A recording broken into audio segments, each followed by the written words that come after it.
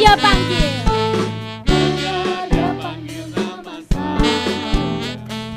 Dengar dia panggil namamu. Dengar dia panggil nama saya. Juga dia panggil. Ku jawab apa? Ku jawab ya, ya, ya. Ku jawab ya, ya, ya. Ku jawab ya Tuhan. Ku jawab ya Tuhan. Ku jawab ya, ya. Katakan ku jawab ya. Ku jawab ya, ya, ya. Ku jawab ya, ya, ya. Ku jawab ya Tuhan. Ku jawab ya Tuhan. Ku jawab ya. Kita bergembira dan bergirang ketika Tuhan mengangkat kami. Oh giranglah, oh giranglah, Tuhan Yesus sangat cinta pada saya. Oh giranglah, yang bergirang katakan. Oh giranglah, oh giranglah, Tuhan Yesus sangat cinta pada saya. Oh giranglah, Tuhan Yesus sangat cinta pada saya. Oh giranglah, katakan Tuhan Yesus sangat cinta. Tuhan Yesus sangat cinta pada saya. Oh giranglah. Tepuk tangan semuanya. Memuji Tuhan, amin.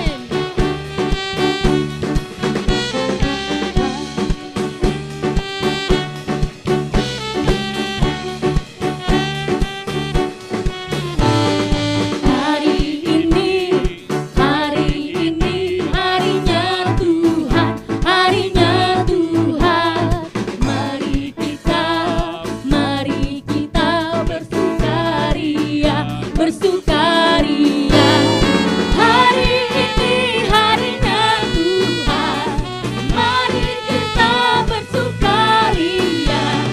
Hari ini harinya. Sekali lagi katakan hari ini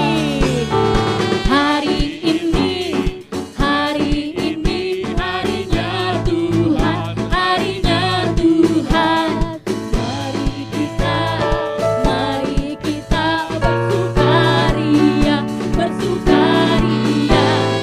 Hari ini harinya Tuhan, mari kita bersukaria. Hari ini sekali lagi katakan hari ini harinya Tuhan. Hari ini harinya Tuhan. Katakan ke sebelah kanan kirinya. Mari kita bersukaria, bersukaria. Hari ini harinya Tuhan, mari kita bersukaria. Hari ini harinya Tuhan. Katakan hari ini harinya Tuhan. Hari ini harinya Tuhan, mari kita bersukaria. Hari ini harinya Tuhan. Hari ini harinya Tuhan, mari kita bersukaria. Hari ini harinya Tuhan. Harinya Tuhan. Harinya siapa? Harinya Tuhan. Haleluya. Haleluya. Kami percaya Tuhan, Engkau hadir ada di sini. Kami mau datang untuk memuji Tuhan dan menyembah Tuhan.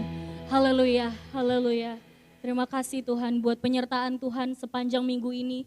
Di sepanjang hari-hari kami Tuhan. Engkau selalu bersama dengan kami. Terima kasih Tuhan buat kehadiran dan penyertaan-Mu Tuhan. Ketika kami sedih, ketika kami susah maupun ketika kami senang, ketika kami menjalani hari-hari yang sepertinya biasa aja, tapi Tuhan Engkau selalu hadir dalam setiap langkah kami dan dalam setiap nafas kami. Kami mengucap syukur Tuhan. Haleluya, segala pujian dan kehormatan hanya bagi-Mu Tuhan Yesus. Haleluya, haleluya. Terima kasih Tuhan. Terima kasih.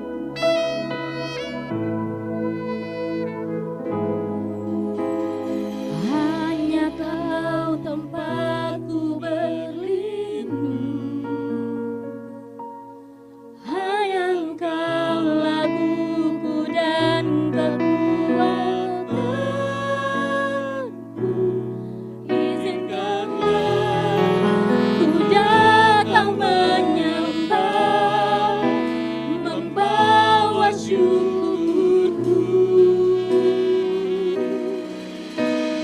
Hanya Kau tempatku berlindung, hanya Engkau Tuhan, Engkau laguku dan kekuatanku. izinkanlah ku datang menyembah, membawa syukur. Sedalamnya hatiku Kau pun tahu, dan kasih-Mu yang jauh dalam jiwaku. Di dalam kesesatan, di dalam kemenangan, ku tahu Engkau selalu bersamaku. Sedalamnya hatiku Kau pun tahu, kasih-Mu dan kasih-Mu tak jauh dalam jiwaku. Di dalam kesesatan,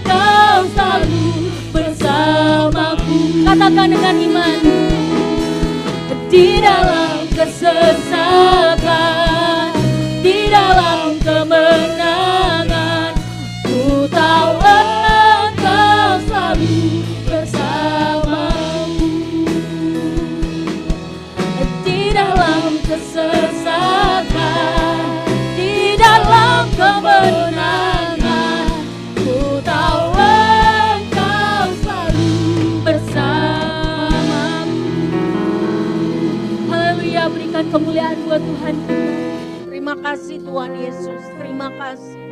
Terima kasih buat firman-Mu yang mengajari kami apa yang harus kami lakukan. Waktu kami susah, waktu kami senang.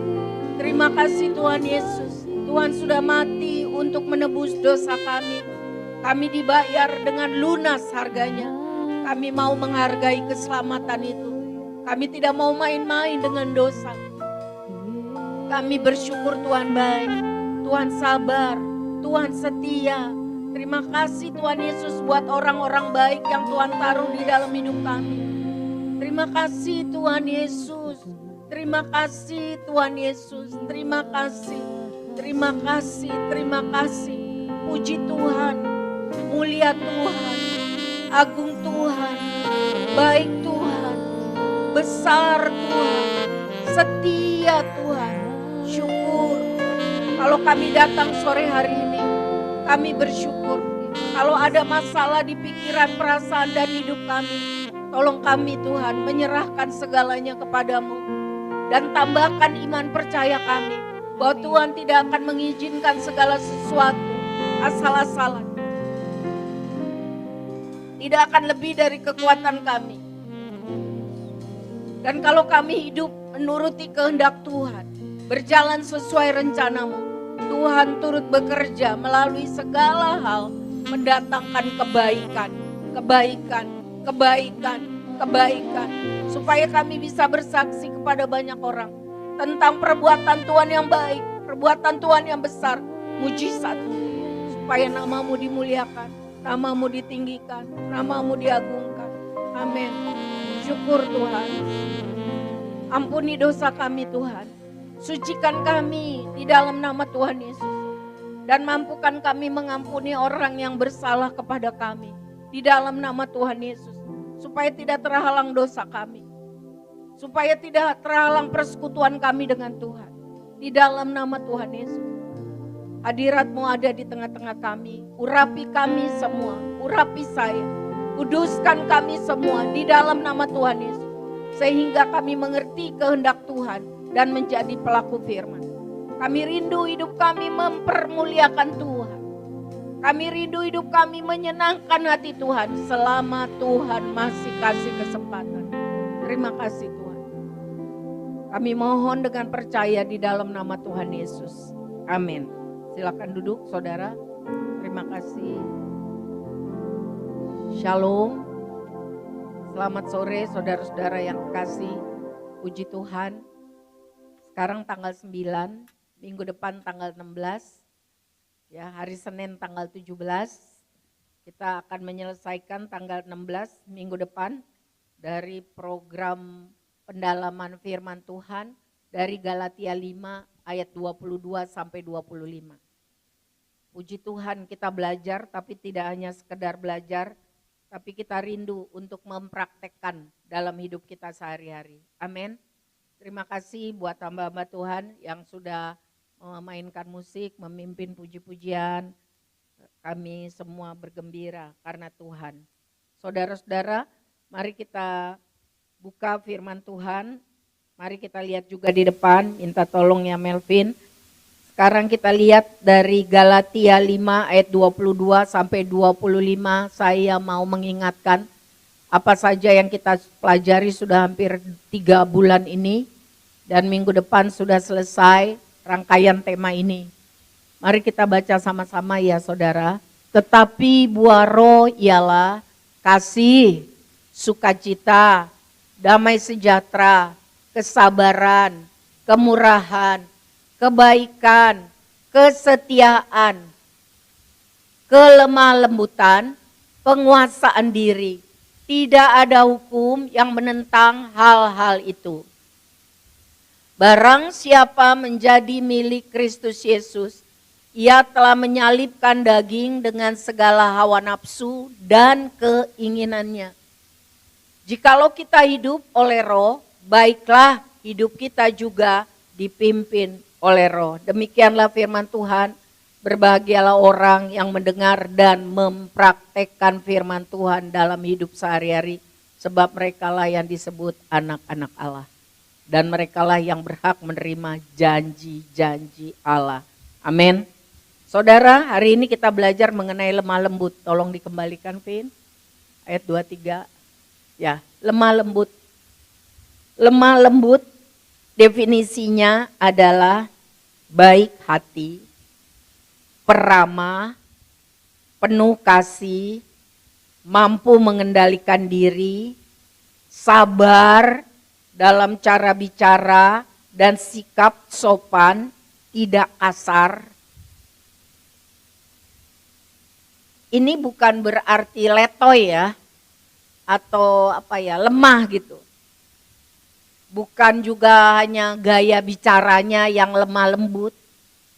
Ya, kalau gaya bicara yang lemah lembut pasti tidak termasuk orang Batak dan Indonesia Timur. Karena kita ngomong biasa aja disangka orang marah atau berantem, ya kan? Berarti hanya orang Solo yang bisa ngomong, permisi mas, kaki mas ada di atas kaki saya gitu. Ini lawakan saudara. Kalau orang Batak, orang Indonesia Timur, hei itu dulu baru kakimu gitu ya. Ini bukan dimaksud hanya dalam gaya bahasa. Ya. Karena kita tahu kalau orang Batak, orang Indonesia Timur itu bicaranya keras, tegas. Ya. Ini bukan gaya bahasa, karena ada beberapa orang yang saya lihat ngomongnya baik, tetapi hatinya keras. Ya, keras hatinya. Ya.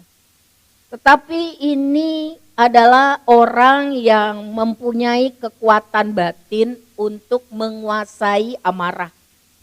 Mampu mengelola emosi. Tidak sombong, tidak menganggap diri paling benar, tapi dimampukan untuk menghargai orang lain juga. Bukan berarti tidak pernah marah. Mari kita lihat di dalam Matius 11 ayat 29. Apa kata firman Tuhan? Matius 11 ayat 29. Yesus berkata, "Pikulah kuk yang kupasang dan belajarlah kepadaku, karena aku lemah lembut dan rendah hati, dan jiwamu akan mendapat ketenangan." Jadi contoh yang paling baik, yang paling sempurna untuk kelemah lembutan adalah Tuhan kita Yesus. Tapi bukan berarti Tuhan Yesus gak pernah marah. Coba kita lihat di dalam Matius 21 ayat 12 sampai 13. Lalu Yesus masuk ke bait Allah dan mengusir semua orang yang berjual beli di halaman bait Allah. Kalau mengusir kan gak bisa. Ayo pinggir, pinggir, pinggir gitu, nggak bisa. Keluar. Ya. Ia membalikkan meja penukar uang dan bangku-bangku pedagang merpati dan berkata kepada mereka, ada tertulis, rumahku akan disebut rumah doa, tetapi kamu menjadikannya sarang penyamun. Jadi lemah lembut itu bukan berarti tidak pernah marah. Tapi ini bicara mengenai hati yang siap diajar, hati yang siap ditegur, hati yang siap untuk berubah tambah hari, tambah baik, tambah benar. Kenapa Yesus marah? Karena di halaman bait Allah, rumah Allah yang suci itu, dipakai untuk berdagang hewan korban dan menukar uang dengan cara tidak jujur. Orang-orang Israel datang ke rumah Tuhan itu ada upacara untuk pembakaran binatang. Kalau mereka bawa dari rumah mereka, nanti imam besar akan lihat, imam-imam akan lihat, oh nggak bagus, nggak kosher, nggak bagus, ganti di mana? Kami udah pergi jauh, ada di depan. Jadi sudah kong kali kong, harganya juga ditinggikan. Jadi rumah Tuhan dicari untuk mencari keuntungan bisnis. Ya, halaman rumah Tuhan yang seharusnya tenang, rapi, bersih, malah berisik seperti pasar hewan. Saudara tahu ya pasar hewan kira-kira wangi apa bau? Nah, seperti itu. Ya. Dan kecurangan yang tadi saya sudah ceritakan, kong kali kong antara imam-imam dengan pedagang. Berarti mereka tidak menghormati, tidak menghargai rumah Tuhan. Itu yang Tuhan marah. Tuhan membuat cambuk, memakai seuntas tali, mengusir hewan ternak itu semuanya kocar-kacir, membalikan meja, mengusir orang, dan memberi pesan tegas. Rumah ini rumah untuk berdoa. Rumah ini dibuat untuk menyembah Tuhan, bukan bisnis. Apalagi terjadi curang, kolusi antara orang-orang dalam tanda kutip yang mengaku diri dan diangkat sebagai hamba Tuhan dengan pedagang. Tuhan marah. Jadi kenapa Yesus berkata belajarlah kepadaku sebab aku lemah lembut? Sebab Tuhan tidak gampang marah. Tidak asal-asalan marah. Dia marah kepada orang yang sudah tahu apa yang harus dibuat tetapi keras hati alias bebal. Lemah lembut itu sekali lagi ramah, baik hati, penuh kasih, mampu mengendalikan diri, dan sabar. Firman Tuhan ini juga untuk saya, karena saya perlu belajar lemah lembut. Siapa di sini udah merasa lemah lembut? Saya kira Revel mau angkat tangan. Taunya gosok hidung. Ada penggambarannya dari Yakobus 3 ayat 3 sampai 4. Ini khususnya mengenai mulut, lidah, cara bicara. Yakobus 3 ayat 3 sampai 4. Kita mengenakan kekang pada mulut kuda sehingga ia menuruti kehendak kita. Dengan jalan demikian kita dapat juga mengendalikan seluruh tubuhnya. Dan lihat saja kapal-kapal walaupun amat besar dan digerakkan oleh angin yang keras, namun dapat dikendalikan oleh kemudi yang amat kecil menurut kehendak jurumudi. Ayat 5. Demikian juga lidah, walaupun suatu anggota kecil dari tubuh, namun dapat memegahkan perkara-perkara yang besar. Lihatlah betapapun kecilnya api, tapi ia juga dapat membakar hutan yang besar. Ini penguasaan diri, kelemah lembutan dalam cara bicara. Tegas tapi baik, itu yang benar. Tegas tapi kasar, itu tidak benar. Seperti diibaratkan seekor kuda liar yang sudah berhasil dijinakan. Ada potensi yang besar, tapi ada pengendalian diri yang lebih besar lagi. Sehingga tidak mengamuk kiri kanan. Tidak terpancing oleh situasi dan kondisi yang tidak menyenangkan. Sama dengan kapal besar, anginnya juga hebat, tapi bisa dikendalikan oleh kemudi yang kecil. Sehingga dapat diarahkan sesuai kehendak nahkoda.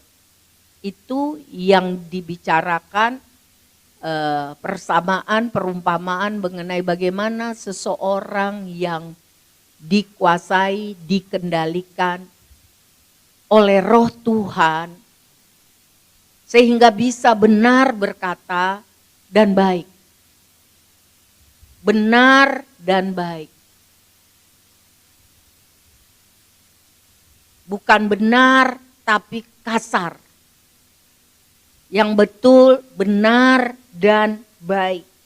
Jadi sekali lagi ada kontrol diri dalam perkataan, dalam sikap. Walaupun kapasitasnya besar, tapi bisa dikendalikan untuk hidup, berkata, bersikap, lemah lembut sesuai firman Tuhan. Ada pengendalian diri. Itu semua perlu dipelajari. Semakin orang dekat dengan Tuhan, semakin dia bisa menghasilkan buah Roh Kudus. Nanti kita akan lihat tentang contoh orang.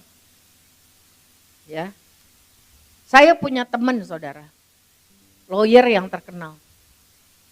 Dia senang sekali anaknya sudah tamat SMA dan masuk fakultas hukum di Jogja, di UGM. Lalu dia beliin moge, tahu ya moge? Anak umur 17,5 tahun, 18. 1 bulan anaknya tidak bisa mengendalikan antara rem dan gas, dia tabrak tiang, anaknya mogenya rusak, dia bisa beli, anaknya dibawa pakai pesawat pribadi ke Singapura dan sampai hari ini tergeletak. Sudah 2 tahun. Karena apa? Tidak ada kemampuan untuk menstabilisasi antara gas dan rem. Belum terlatih. Jadi orang tua walaupun sayang anak jangan salah, jangan si Evra dibeliin moge ya papa mama. Mulai dulu dari sepeda otopet gitu loh. Apa gitu. Karena akan jadi seperti anak teman saya. Bapaknya nyesel sekali. Nyesel, terus nyesel, terus nyesel, terus nyesel. Sekali lagi belajar menstabilkan itu perlu waktu.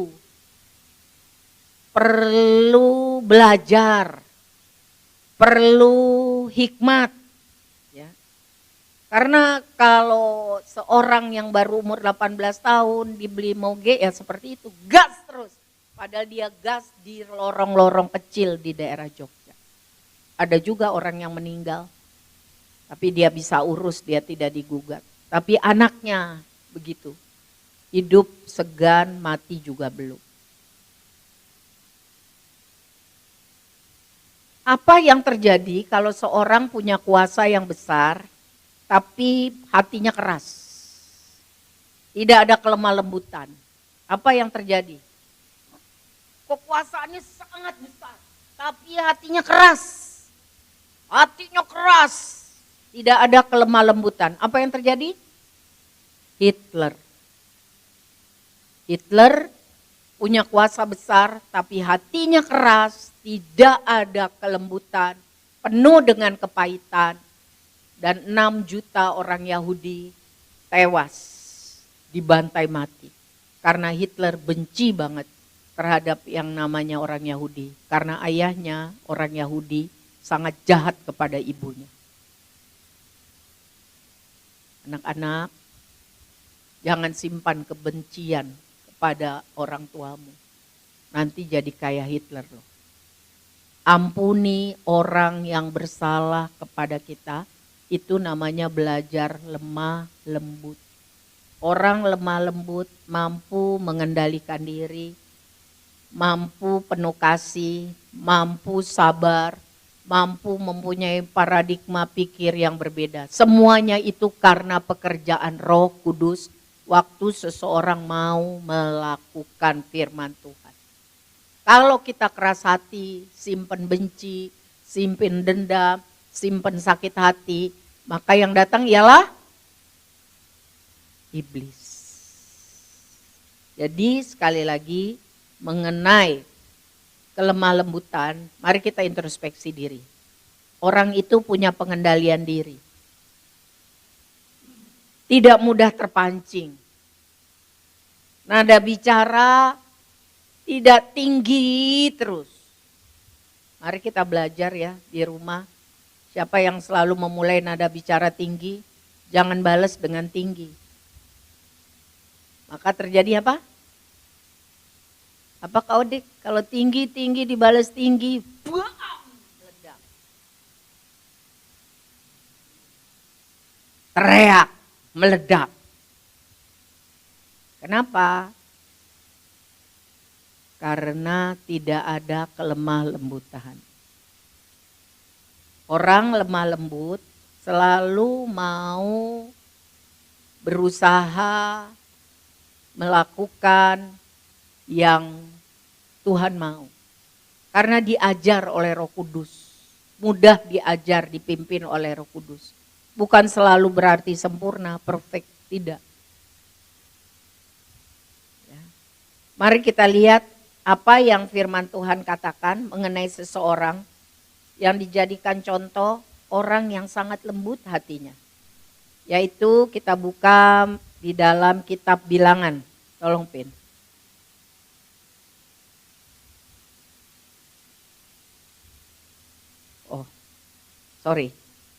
Saya mau bicara dulu tentang seorang 4 huruf.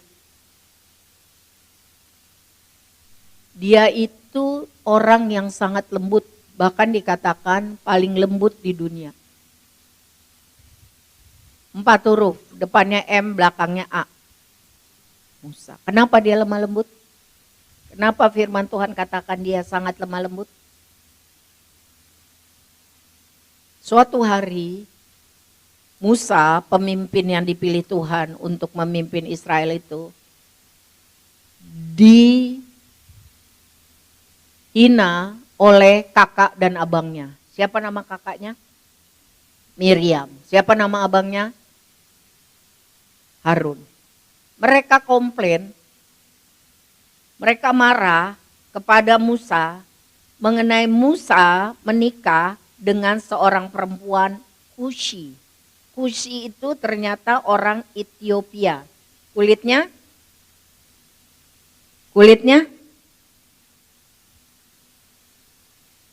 orang Ethiopia kulitnya hitam. Saya cek di kitab sejarah gereja, apakah perempuan Kushi itu Zipora, istri Musa yang menolong dia itu. Ada 2 pendapat bahwa perempuan Kushi ini adalah Zipora. Tapi ada pendapat yang kedua dari Yosefus bahwa perempuan Kushi ini bukan Zipora. Zipora meninggal lalu Musa menikah lagi. Ya. Dengan perempuan Kushi, orang Ethiopia. Harun marah. Miriam marah. Mereka bilang, kenapa si Musa ini ambil istri orang Kushi? Ya, ngaco-ngacoin aja, ngasih contoh yang gak bener. Mereka berharap Musa mengambil istri perempuan Yahudi. Ya kan? Lalu mereka nyamber lagi. Tuhan juga bicara sama kita. Bukan Musa aja yang jadi pemimpin. Tuhan juga pakai kok kita. Saya ini kan pemimpin puji-pujian yang luar biasa. Kata siapa? Kata siapa? Saya ini pemimpin puji-pujian yang luar biasa. Kalau saya memimpin puji-pujian terjadi hadirat Tuhan dan orang bersuka cita seluruh bangsa. Dia memimpin puji-pujian di depan sekitar 2 juta orang. Dan mereka semua bersuka cita. Siapa kata siapa? Kata siapa? Miriam. Iya, kamu juga Harun. Kamu kan juru bicaranya Musa. Kamu juga diurapi oleh Tuhan. Jadi gak perlu dengerin Musa terus. Tuhan juga bisa pakai kita. Artinya dia dilecehkan, dikritik untuk urusan pribadinya. Dan juga menyangkut mengenai pilihan Tuhan kepadanya. Maka apa yang terjadi? Saya pikir saya sudah kirim buat Melvin. Perempuan Kushi, bisa bantu saya? Bilangan 12 ayat 1. Miriam dan Harun mengatai Musa, dikata-katain. Berkenaan dengan perempuan Kush yang diambilnya. Sebab ia telah mengambil seorang perempuan Kus. Kata mereka, sungguhkah Tuhan berfirman dengan perantaraan Musa saja? Bukankah dengan perantaraan kita juga ia berfirman? Dan kedengaran hal itu kepada Tuhan. Adapun Musa ialah seorang yang sangat lembut hatinya, lebih dari setiap manusia yang di atas muka bumi ini. Wow, keren. Ini kata firman Tuhan loh. Gak pernah salah. Lalu berfirmanlah Tuhan dengan tiba-tiba kepada Musa, Harun dan Miriam. Keluarlah kamu bertiga ke kemah pertemuan. Maka keluarlah mereka bertiga. Lalu turunlah Tuhan dalam tiang awan dan berdiri di pintu kemah itu. Lalu memanggil Harun dan Miriam. Maka tampillah mereka keduanya. Lalu berfirmanlah ia Tuhan, dengarlah firmanku ini. Jika di antara kamu ada seorang nabi, maka aku Tuhan menyatakan diriku kepadanya dalam penglihatan. Aku berbicara dengan dia dalam mimpi. Bukan demikian hambaku Musa, seorang yang setia dalam segenap rumahku. Aku berhadap-hadapan bicara dengan dia. Terus terang, bukan dengan teka-teki. Dan ia Musa memandang rupa Tuhan. Jadi Tuhan ngomong begini. Kalau nabi-nabi lain tuh hanya dalam penglihatan atau mimpi. Tapi dengan Musa berhadapan. Mengapa kamu tidak takut mengatai hambaku Musa? Dalam terjemahan lain, mengapa kamu tidak hormat kepada hambaku Musa? Dalam bahasa lain, firman Allah yang hidup, mengapa kamu menghina hambaku Musa? Sebab itu bangkitlah murka Tuhan terhadap mereka, lalu pergilah ia. Dan ketika awan telah naik dari atas kemah, hadirat Tuhan pergi, maka tampaklah Miriam kena kusta putih seperti salju. Ketika Harun berpaling pada Miriam, maka dilihatnya bahwa dia kena kusta. Lalu kata Harun kepada Musa, ah Tuanku. Siapa yang bilang kepada Musa Tuanku? Siapa Harun? Abangnya Musa. Ah Tuanku, janganlah kiranya timpakan kepada kami dosa ini yang kami berbuat dalam kebodohan kami. Janganlah kiranya dibiarkan dia, maksudnya Miriam, sebagai anak gugur yang pada waktu keluar dari kandungan ibunya sudah setengah busuk dagingnya, karena kusta itu seperti itu. Lalu berserulah Musa kepada Tuhan, ya Allah, sembuhkanlah kiranya dia. Kemudian berfirmanlah Tuhan kepada Musa, sekiranya ayahnya meludahi mukanya. Tidakkah ia mendapat malu selama 7 hari? Biarlah dia selama 7 hari dikucilkan keluar tempat perkemahan. Artinya seluruh bangsa itu tahu loh. Kemudian bolehlah ia diterima kembali. Jadi dikucilkanlah Miriam keluar tempat perkemahan 7 hari lamanya. Dan bangsa itu tidak berangkat sebelum Miriam diterima kembali. Kemudian berangkatlah mereka dari Hazerot dan berkemah di padang gurun Paran. Kenapa Musa menjadi orang yang sangat lembut hati lebih dari setiap manusia yang di atas muka bumi? Karena dia bergaul sangat akrab dengan Tuhan. Jawabannya ayat 6 dan 7 dan 8. Sehingga kalau teman itu kan akan mempengaruhi ya. Benar ya? Kalau teman kita suka bercanda, kita juga jadi suka bercanda. Kalau teman kita suka cerewet, walaupun kita diam aja, kita jadi suka dengerin cerewetnya dia. Kalau teman kita suka jalan-jalan, kita juga akan ikut suka jalan-jalan. Teman itu sangat berpengaruh.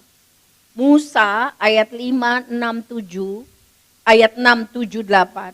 Tuhan sendiri yang bilang, Musa itu hambaku. Musa itu berhadap-hadapan dengan aku bicara terus terang. Bukan dengan teka-teki. Ia memandang rupa Tuhan. Yang dikatain siapa? Musa. Yang marah siapa? Keren ya. Musa marah gak? Diem aja dia. Cengok dia, diem aja. Karena yang ngatain abangnya sama kakaknya. Malah waktu kakaknya dihukum Tuhan, apa yang Musa lakukan? Berdoa, bersahabat, berseru, Tuhan, sembuhkan dia. Dia gak bilang, rasa lu, syukurin lu. Dia dihina, dia tidak komplain, dia diam. Yang belain dia Tuhan. Orang itu dimarahin, dihukum Tuhan, malah dia yang bersafaat. Jadi cocok gak perkataan ayat 3 itu? Adapun Musa adalah seorang yang sangat lembut hatinya. Cocok gak? Cocok atau berlebih-lebihan? Karena dia apa? Sabar. Bisa menguasai diri. Tidak mudah terpancing, tidak egosentris, memperhatikan kebutuhan orang di sekitarnya, hatinya lembut, hatinya gak keras. Hatinya lembut, hatinya gak keras. Nah, saudara-saudaraku, firman Tuhan hari ini mengajar saya dan saudara semua. Mari kita memiliki karunia Roh Kudus. Dalam hal ini lembut hati. Lawan kata lembut hati apa? Keras hati. Lembut hati. Bukan berarti enggak bisa marah. Marah untuk hal-hal yang sangat prinsipil bertentangan dengan firman Tuhan. Tapi enggak terus menerus. Secukupnya. Ayub 42, kita sudah selesai pendalaman Alkitab Ayub. Kita sudah masuk Mazmur. Kita lihat bagaimana Ayub juga lembut hati. Dia ngapain? Ngapain dia? Ayub 42. Ngapain? Berdoa. Untuk siapa? Sahabat-sahabatnya yang jahat, yang memfitnah, yang menghakimi dia.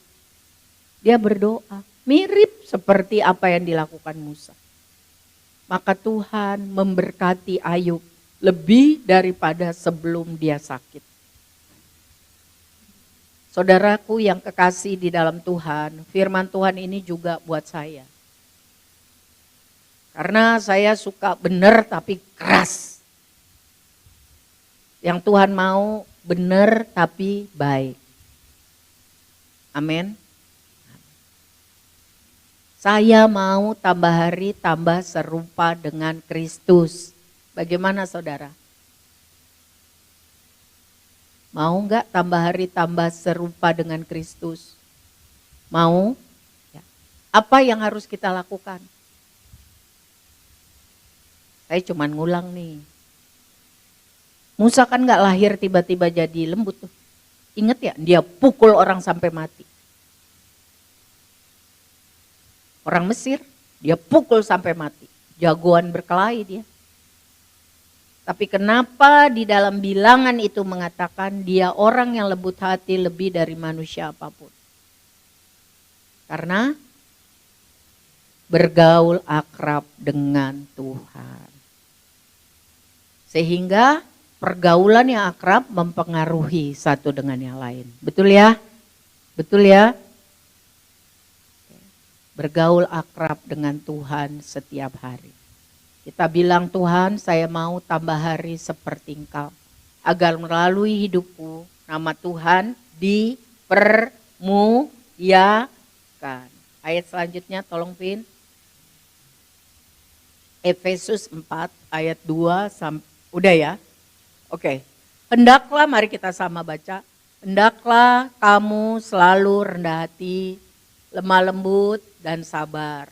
Tunjukkanlah kasih-Mu dalam hal saling membantu dan berusahalah memelihara kesatuan roh oleh ikatan damai sejahtera. Dan berusahalah memelihara kesatuan roh.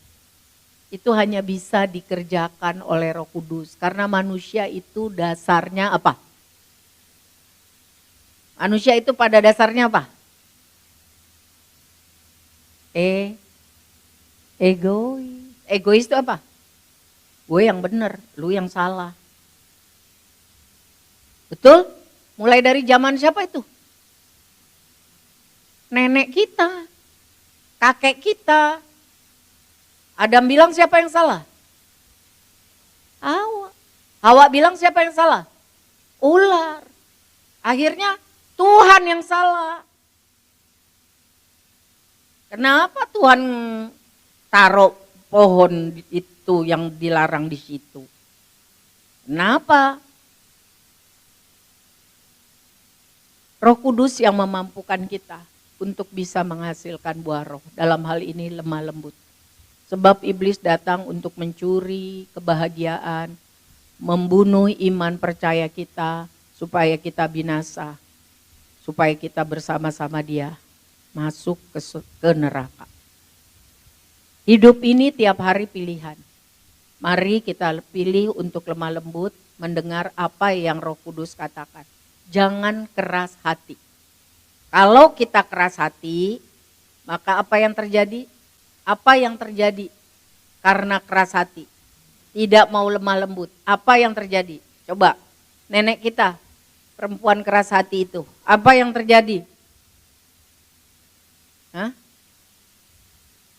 Tadi kan Ayub lemah lembut, lewati masalah besar, dia melakukan yang benar, Tuhan memulihkan keadaannya, dia diberkati lebih dari waktu pertama kali sebelum sakit. Tetapi Oma Hawa keras hati, sudah dikasih tahu, gak mau nurut, maunya aja. Ada lagu baru zaman sekarang itu, apa gitu? Saya lupa, tiba-tiba saya lupa. Mau gue gitu. Terserah gue gitu. Keras hati, padahal udah dengar apa yang diminta. Akibatnya apa? Hah? Keadaan tambah baik atau keadaan jadi sangat buruk? Sangat buruk. Sedih gak dia kira-kira anak pertamanya membunuh anak keduanya? Atau biasa aja? Sedih gak? Sedih banget. Sedih gak dia diusir dari Taman Eden? Sedih banget. Jadi mari kita dengar-dengaran suara Roh Kudus. Mari kita, saya juga belajar lemah lembut. Hendaklah kamu selalu rendah hati, selalu lemah lembut, selalu sabar. Gampang gak ini? Bacanya gampang. Melakukannya gampang gak? Gampang gak? Susah. Susah apa susah banget? Tunjukkanlah kasihmu dalam hal saling membantu. Bisa bosen gak orang? Bisa. Dan berusahalah memelihara kesatuan roh oleh ikatan damai sejahtera. Wow, ini pekerjaan kelas roh nih. Bukan manusia kedagingan. Karena manusia gak bisa kalau bukan karena roh Tuhan. Betul? Lemah lembut, kalau semuanya baik-baik, gampang. Tapi kalau semuanya seperti Miriam dan Harun, gampang.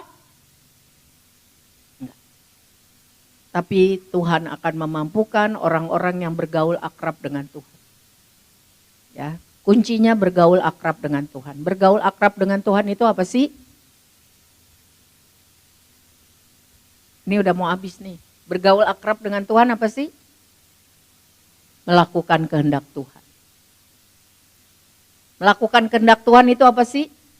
Apa saja yang Tuhan suruh itu yang dilakukan. Taunya dari mana sih? Baca firman Tuhan tiap hari. Tahu kita nanti. Pendalaman Alkitab Clearsight sudah sampai di Mazmur. Kita belajar mengenai pilihan untuk jadi orang benar atau jadi orang fasik. Orang benar cirinya apa? Suka. Orang benar cirinya apa? Suka merenungkan firman Tuhan. Sehingga apa saja yang dibuatnya, Tuhan buat berhasil. Bukan artinya gak ada masalah. Gak ada sakit, gak ada kekurangan, gak ada problem. Tidak. Bahkan Alkitab bilang kesusahan orang benar itu banyak. Karena kita tinggal di dunia di mana banyakan orang yang gak benar. Betul? Betul gak? Jadi kalau kita mau tetap benar, orang suka gak? Enggak. Orang sukanya sama orang-orang yang bisa diajak kong kali kong. Betul? Betul?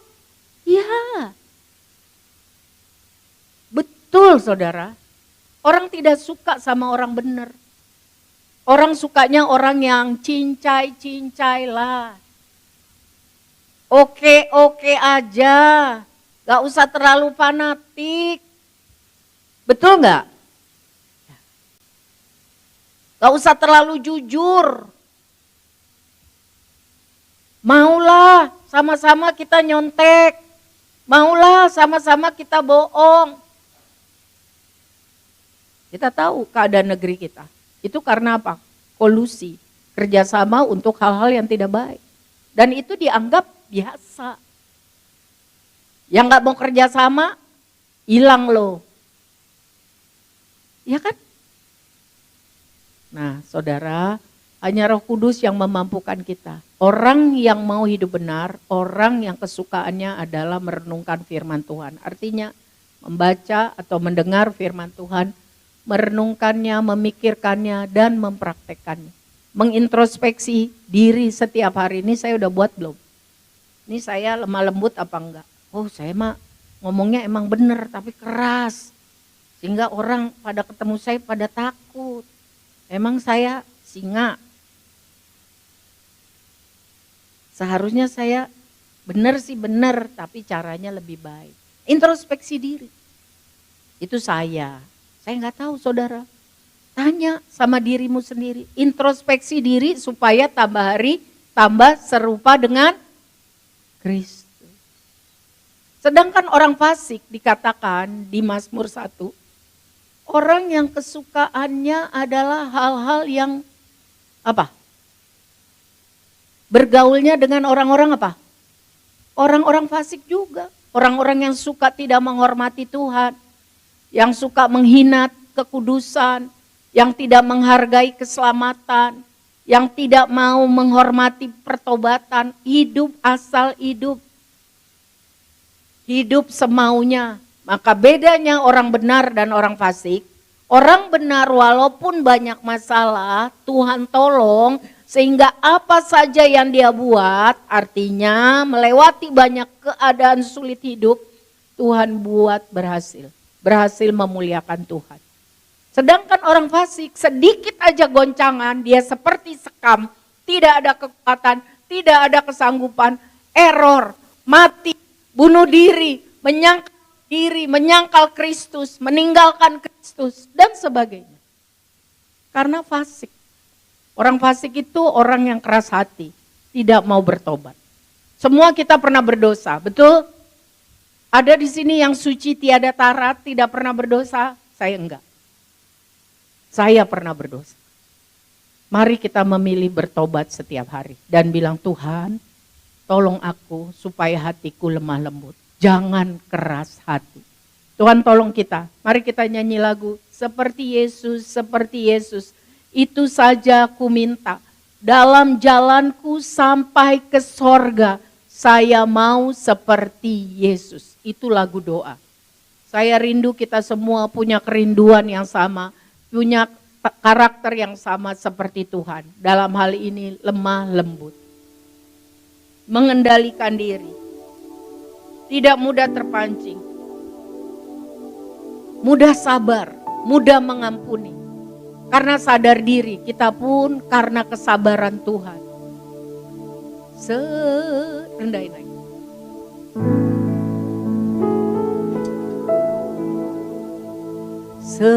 Seperti Yesus, seperti Yesus, itu saja ku minta. Itu saja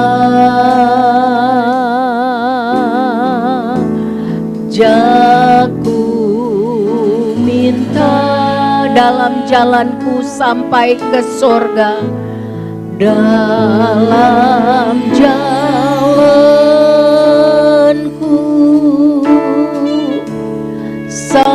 sampai ke sorga.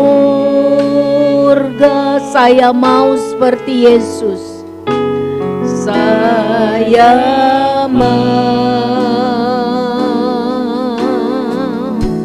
seperti Yesus. Saya undang, mari kita bangkit berdiri seperti Yesus. Seperti Yesus. Seperti itu saja ku minta. Itu saja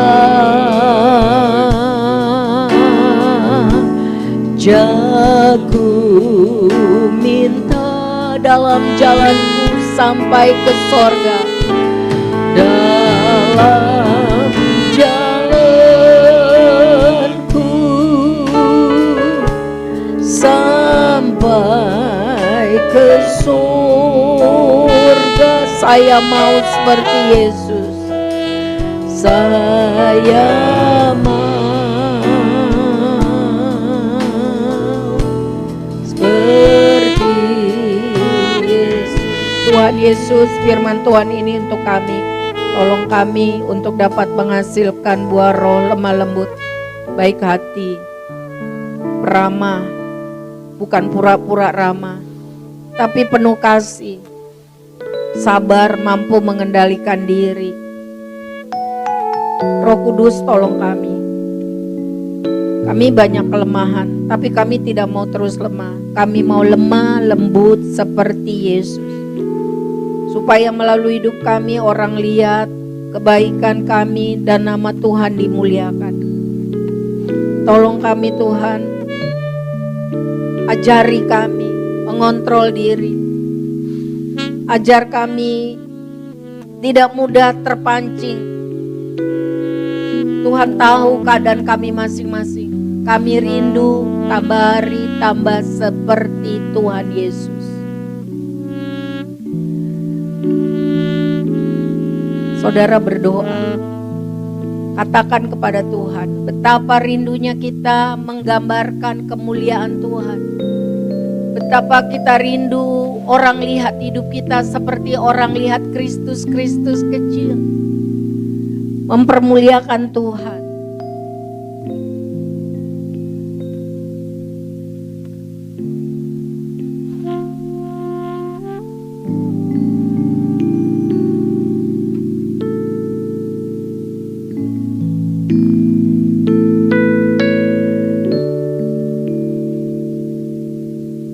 Tolong kami Tuhan. Ini kami Tuhan. Kami siap diajar. Kami siap ditegur.